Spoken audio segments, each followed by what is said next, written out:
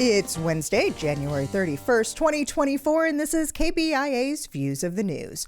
Our weekly roundtable on media behaviors comes to you from the studio in the Reynolds Journalism Institute. I'm Amy Simons, and with me are my colleagues Kiely and Monique Luisi. On our program this week, after a crushing few weeks in newsrooms across the country, we are all asking, is journalism on the brink? And where do we go from here? Taylor Swift's boyfriend is going to the Super Bowl. Why it seems like that's the most controversial headline this week. And Jon Stewart is coming back to The Daily Show. Well, part-time at least. There's a lot more that hopefully we'll get to today before our half hour is up. But we're going to start with the death yesterday of Jean Carnahan, the matriarch of one of Missouri's most influential political families of the past few decades. Jean Carnahan was the first woman to represent Missouri in the U.S. Senate, appointed in 2000 to fill the seat of her husband, the late Governor Mel Carnahan, elected following his death. In her opening remarks to colleagues back in 2000, upon her swearing in, she said, quote, "I know I did not come to the U.S. Senate in the same way that you did. I did not have a long-term personal commitment to my campaign. My name has never been on a ballot. On election night, there was no victory celebration. You are here because of your win. I am here because of my loss. But we are all here to do the work of this great nation." Kathy, you were covering the Senate at about this time. Jean Carnahan had quite the impact in her 2 years in that seat. Yeah, and that was one of the most extraordinary, her ascension to the Senate was one of the most extraordinary episodes, really, in American politics that year. It was somewhat overshadowed. And that was a big year, the 2000 election. Yes, it was a very big year, the post-election election. There was, but also, Jean Carnahan was sworn into the Senate the same day as Hillary Clinton. So we had two former First Ladies sworn in at the same time. But what was stunning, and you alluded to it in that wonderfully eloquent quote by Jean Carnahan, is her husband died in a plane crash on the campaign trail 3 weeks before the election. There was no time to change the ballot. And the governor, the then governor of Missouri, the guy who had been the lieutenant governor who took Mel Carnahan's place because he was the sitting governor running for Senate, he told voters, if you vote for Mel Carnahan, Jean Carnahan will be your senator. So she was elected by proxy. That was a really extraordinary thing. And it's, that plane crash killed not only her husband, but one of her sons. So it's hard to imagine somebody enduring that kind of a loss. One person in the Senate with whom she served who would understand that was Joe Biden. Yes. So I think, she worked with a lot of interesting people. The other thing that I think was interesting, a lot of spouses, that's the way most women initially came into the Senate, as spouses of a member who died. When Jean Carnahan came in, I think there were only 13 women in the Senate. Oh. And so that was the typical path, but her getting there was very untypical. But she was somebody who was very accomplished in her own right. She was. One of the things that is out there as well is that she has published 7 books, 2 of them related specifically to her life as First Lady of the state of Missouri. But some of the others, comedic books. In fact, her talent being compared to Nora Ephron or Irma Bombeck. Yes, and she was very humorous. One of her dear friends who works over at the State Historical Society of Missouri, Beth Pike, commented on her humor, and also pointed out to me something I did not know, which is that Jean Carnahan kept what was in effect a food blog on Facebook, and I looked at it last night, and her most recent post was January 12th, and she was writing about Chinese food. So we all should be so creative and adventurous at age 90. Women can do it all, but we know that. And she's a perfect role model. Yes. And in that role model, too, the first woman lost narrowly to Jim Talent in that election 2 years later, but paved the way then for Claire McCaskill in 2006. Yeah, absolutely. I mean, I think when you once, for a lot of women in politics, it's a matter of there being somebody who can break that barrier and can prove that it can be done. And so she was the one who played that role at tremendous personal cost to herself. But that, I think, is the other thing that is remarkable about her. A life like this that was so long, she was 90 years old, and so well lived, is really more to be celebrated than to be mourned. But when you think about the crushing blow, and then her ability to come back with that and to be the humorous person that Beth Pike remembers, I think that is just a role model of resilience for people, and just a remarkable human being. Yes. Okay, so let's lighten things up a little bit. Super Bowl Livy, or 58. Yes, I said it that way on purpose because I've been hearing those that Roman there numerals. are a lot of people confused about those Roman numerals. Seeing the LV, I have to tell you, we all had that reaction because as soon as I said Livy, you should have all seen, especially those of you who are watching or listening, and you're not watching on the radio. We are not Edgar Bergen. But but for anybody who could have, if you're listening, if you could have only just seen the look on Monique's face when I said Super Bowl Livy. But Super Bowl 58. We're about 10 days or so away from that in Las Vegas. And the Chiefs are going back to the big game for the fourth time in 5 years. There's a lot for us to talk about here. So let's start with the football first. If you're CBS, how much do you like the idea of a KC-San Francisco matchup? I love it. I really love it. There's arguably it's kind of nice because you have the nice guys here, Kelsey, and then you have George Kittle, so you're going to have a battle of the smiles in addition to the battle of the sports. But also these teams have fought really hard to get to where they are, and the Chiefs are now here for the fourth time in 5 years, I believe. So I mean, maybe I'm biased because I live in the area, but it's just nice to see the fandom, the excitement, the joy, and hope maybe the area will celebrate a Super Bowl win. So again, Okay, sorry. again, yes.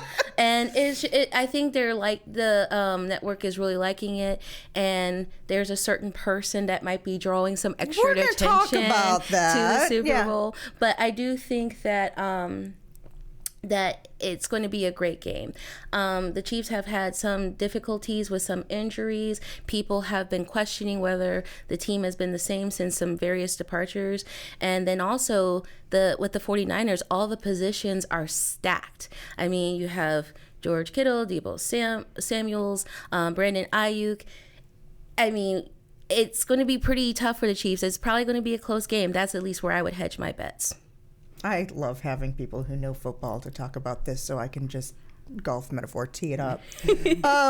So this is usually kind of this weird downtime for journalists, right? That week before the week before, where you're trying to still keep the excitement going, trying to find storylines. And I don't know, in other cities I've lived in, that's where you start, like during championships, that's where you start finding like the fun fan stories or kind of what's going on in preparation for, or travel or ticket purchases.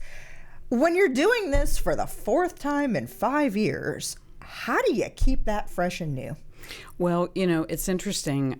We had a guest speaker in some of our classes this week, John Anderson from ESPN, and he alluded to exactly that this is the challenge, I think, for storytellers, is to find a new way to tell the same story. Now, this year, it's been alluded to already, there is a built-in new angle to the story in the form of Taylor Swift. Yeah. So I think that will add an angle, and it already has. But I think you just keep looking, and I think that's the skill of journalism. The skill is it's easy to write. It's not easy, but it's the obvious stories are the ones where you have a lead, something happened. Now you have to say, how can I take this story and tell it in a different way, or tell it from the perspective of somebody who maybe isn't a natural football fan, or maybe doesn't get to go to the game.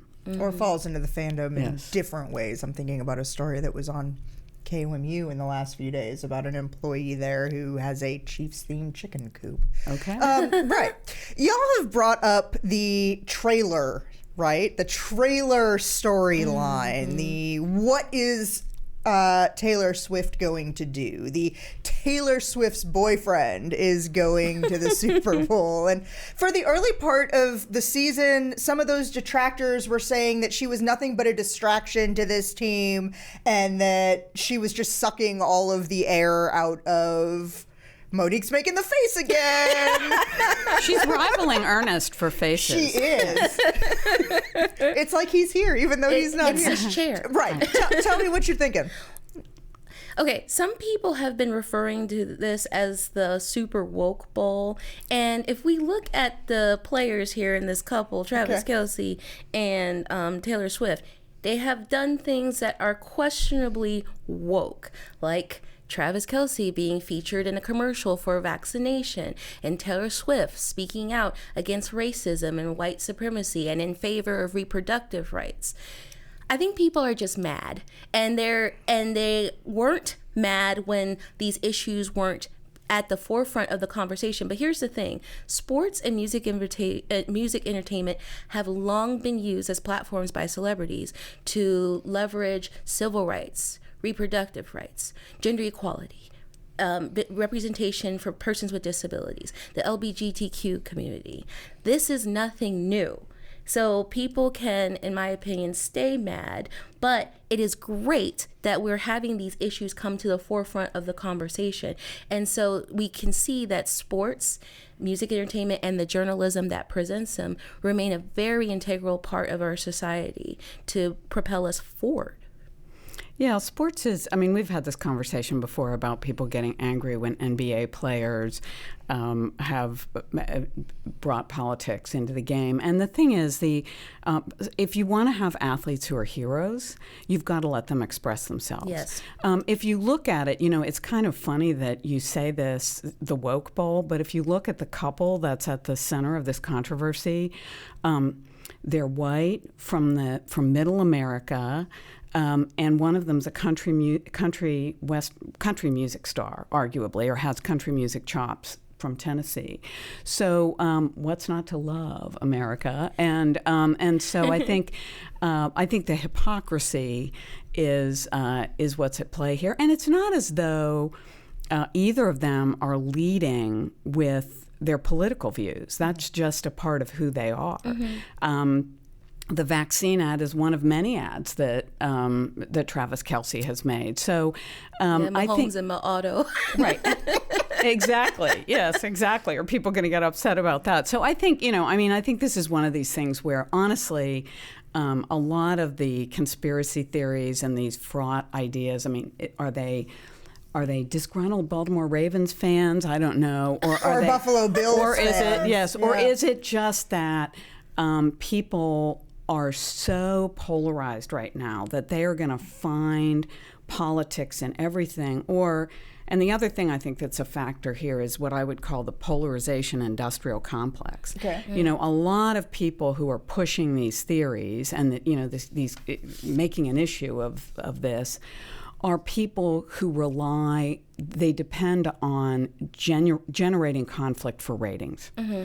And I'm thinking of the Jesse Waterses, that have been perpetuating conspiracy theories. And so it's like sometimes in their names. Sometimes a game is just a game. Mm-hmm. And so, but I do think there are people who are trying to read a lot more into this, just because it's going to get more clicks, more views. But it has. But clicks and views also translate into people listening. It means somebody's listening out there, and it could translate into influence. And I think it's very scary for people who don't agree with these platforms to see these white, powerful, very wealthy, very accomplished people in positions of power. Money equals power. They're young. They have influences across multiple generations. And that in itself is enough to put fear in those who don't like the Super Woke Bowl or the Libby Bowl or the Super Bowl 58. Libby, oh yeah, you're picking on me. Okay, fair. This next thing we're going to talk about, it almost feels like a page out of Rachel Maddow's playbook. Comedy Central and Jon Stewart announced last week that Jon Stewart is returning to The Daily Show. And this was a big surprise. He'll be back on the show starting February 12th, and like Rachel Maddow on MSNBC, will only be appearing on the air on Monday nights. But he will be serving as a producer every day. He'll be contributing in a producer role to the show through the election in November. This is kind of a big deal. I am excited about it as someone who liked Jon Stewart. So yeah. I think this is a good opportunity to bring back maybe viewers who have since stopped watching as much, who liked his personality and what he brought to the show, which might also drive up ratings by bringing other people. I like to think of media now as just a bunch of interconnected wires and clicks and tunnels. All that to say that this may be a good strategy to get new viewership by attracting former viewership, raising interest among those viewers who still have fandom for Jon Stewart, and they can introduce new people to the audience. Jon Stewart really dominated as host of that show between 1999 and 2015, through the entire Bush administration, through much of the Obama administration. And in so many ways, his show and the way that he presented, and his team presented, national news and specifically political news, created a generation of news consumers who looked at getting news and information through a slightly different lens. Yeah, this sword cuts both ways. I mean, I think for the current situation, it serves two purposes for both the network and for Jon Stewart. I think the network has been looking for a new Daily Show host. They've been without anybody since Trevor Noah left in 2022. So they're going back to an old reliable, and I think Monique is exactly right. This is going to help bring a loyal audience back, and maybe they can build on that. I think for Jon Stewart, and I can speak to this because I've actually been in the same room with Jon Stewart and seen him. I remember he was at a political convention, and I had to go. I was trying to actually get an advance copy of Bill Clinton's speech that night. And his speechwriter was in the room, or one of his aides. And so I ended up in this breakfast where, as I later described it, Jon Stewart ate the media for breakfast. And it was very interesting to see. Jon Stewart is an extremely politically committed person. And I think we all say there's a thin line between comedy and tragedy. There was a very, and it was the first time I had ever seen this, he was a funny man, but you could see when he was talking to the press, and he started to harangue the press about, you're not doing your jobs and both-siderism and that kind of thing. And I was really surprised. I was surprised at his level of passion. So I think for him, he probably feels, as a lot of us feel, that this is a very important election, and he needs to make his contribution. So I think it's serving two sides there. But I think going back to what you were saying, Amy, he brought news to a lot of people who maybe weren't paying attention to the news at the time, but he did so under the guise of satire. And in so doing, and I think this may have been part of his passion, too. It maybe was a little bit of feeling of, what have I done? Because he kept saying to the reporters, I'm not a journalist. You're the journalist. You should be doing this. So he opened the door to the idea that news that really wasn't news is news. It fuzzed those lines, and I think we're still dealing with all of the repercussions of that. And what an incredible talent to be able to translate news in a way that is digestible for people in a way they want to digest it. We've experienced in journalism so many issues with lack of readership, people getting fired, the industry being changed, people buying up companies. It's been a lot, to say the absolute very least. To have somebody who can serve as a translator in a way to bring news to people, and then somebody who's also arguably more trusted than the industry is, unfortunately, can be a real help to the industry. It can, but then on the other side of that is when you have a political candidate saying, oh, I was just joking. When I said I was going to arrest reporters, I was just joking, or I didn't really mean that. So I think, the fuzzy line between fact and satire, it's complicated the narrative quite a bit, I think, for viewers. And, to what you're saying, I sort of plead guilty to this too. I was one of those reporters who tended to write about politics like it was sports, because I thought that was a way to bring people in and make it exciting for people who might not otherwise be interested. But that morphed into winners and losers, and there always has to be a winner and loser, and we lost the nuance. Yeah, and in that case, if that happens and if we don't toe the line correctly, then we all lose. So, Monique, you were kind of saying about how we've been in this reckoning, right, as a profession. And the last few weeks have been brutal for that profession, of which we're a part. There were layoffs at the LA Times, Time Magazine, Business Insider, Condé Nast, Forbes. There were walkouts at the New York Daily News. I saw Al Tompkins from Pointer ask a really big question in a journalism educators Facebook group. What do you say to students who are preparing to enter that profession when we have a week or 2 weeks or a month that look like what the past month looks like? What do you say? Well, I'm not worried about our students at all graduating and getting jobs, because they are very well prepared, and they're going to get jobs, right? They're going to get jobs. But this is what I am worried about is 5 years from now, 10 years from now, will they still want those jobs? Because will those jobs come with a paycheck that is sufficient to support a mortgage, a family, that kind of thing? That is my longer term worry. I think that is a problem that is not just a journalism problem. It is a civil society problem. And I think we're starting to see other people beginning to realize that. You see there's a massive move by a consortium of foundations to inject more than $500 million into local news. You are seeing, I think, some movement on the Hill where people are starting to recognize, gee, maybe I need to help my local newspaper. And so I think, I hope the wake up is coming soon enough. But, we've bailed out a lot of other businesses that have done stupid things. And I think journalism has done some stupid things.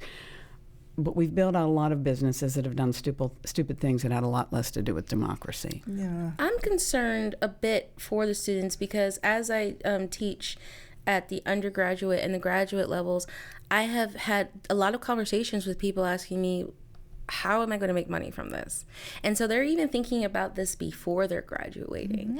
And a lot of students are looking at journalism, but they're also trying to see how they can integrate it with other careers like AI and technologies. Right. Well, see, here's the thing. I'm not worried about the students, because journalism is a fantastic preparation for a whole range of careers. Absolutely. It grounds you in critical thinking. It grounds you in good writing. You learn how to edit. You can use that in a wide range of careers. So to answer your question, Amy, I do this in totally good conscience, because I think all of these kids will be able to support themselves.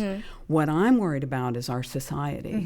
If we can't retain veteran journalists to help the young ones, and have the institutional memory, and I think that is a democracy problem. Sure, but to your own point, you mentioned that you were worried if they're going to still want those jobs in 5 years. How can we continue institutional history if there is no that's history exactly that's right. being built? But it's not. What I'm saying is, it's not the individuals I'm worried about. I'm worried about the social implications if those individuals switch out from a newsroom into Stratcom, into law, into any one of the number of careers that journalism can prepare you for. And it does present a challenge to the Fourth Estate. There's no question that it does that. But what is our responsibility? Because I wanted to transition this conversation slightly into that idea that, and I've been in this situation professionally, when the layoffs happen, when you're one of those people who is left behind, when you're one of the survivors of a round of your you're one of the survivors of a round of layoffs, the work still has to go on, the daily grind, and that leads to a tremendous amount of burnout. That's the part that drives people into thinking about moving into what I would call a journalism adjacent role, working in marketing or as a public information officer or in advertising or public relations, because some of the lifestyle changes that come with that are huge. And what can we better be doing too to help people manage the burnout factors that come with the pressures of doing this job? I think there are two things. First, transparency and honesty about what is going on in the field. 100%. Yeah, the field is changing. Looking at local journalists, I have a lot of graduate students who are actually interested in what's going on with local journalism. And by getting their interest in that, hopefully we can expand upon that and improve the situation. And also with the advent of artificial intelligence, virtual reality, all these different forms of media, it's going to be important that they're trained in them. Even if we disagree with how they should be used, that knowledge is important to have about what it can do, about the dangers and the benefits that these technologies afford. Second, instead of coping with burnout, we have to address the system and what within the system causes the burnout. Because if we tell people, oh, do yoga, stretch, and things like that, you want to look at them and be like, really? I mean, yoga, and punch them in the nose, which defeats the purpose. Right, defeats You're the not purpose. calm. That's counterproductive to what we're trying to accomplish. But it's a temporary remedy, a Band-Aid for a bullet hole. It's not going to work. So we also need to look at the aspects of our industry that are leading to burnout, that societal problem, that the big overarching issue to help current journalists and up-and-coming journalists to succeed in this field. Yeah, I think everything you said is 100% right. I think we have to be, I think we prepare students for the world that's in front of them. One of the things I do is every challenge is also an opportunity. And one thing I can very honestly say to our students is there are many more opportunities open to them than there were when I was their age, because the news business was much more hierarchical and dominated by sort of the kind of status quo personalities you would expect. So I think letting them see that there's an opportunity to develop themselves as individuals, no matter where they end up going, is one thing for them. For the industry, and this is why I'm at a journalism school, I think we have opportunities here to, as you were saying about the graduate students, study what are some alternative ways of doing things that will create a new and better industry that not only serves their employees, but serves the communities better than before. Yes. And if I may, one more thing. Sure. A number of students have told me, I really wish that educators would stop saying, oh, this business doesn't make any money. Ha, ha, ha, ha, ha. It's not what people want to hear. So keep the hope alive. Yes. Okay. Well, we are pretty much out of time for this week. Thank you for spending the last half hour with us. Read more about each of the topics we talked about today on our links blog under both the programs and podcast tabs at kbia.org. We're also available wherever you get your podcast downloads. That includes iTunes, Spotify, and Stitcher. Like us on Facebook or follow us on X, formerly known as Twitter. Our handle there is @ViewsOnKBIA. These are all great ways to watch and listen to the program again, leave comments, questions, see what we'll be talking about next week, and more. Our thanks to RJI's Travis McMillan for directing today's show, to Takia Thomas for handling the audio, and Tim Pilcher for composing our theme music. Nate Brown is our social media manager, and I'm Amy Simons. We'll be with you again next week for another edition of Views of the News.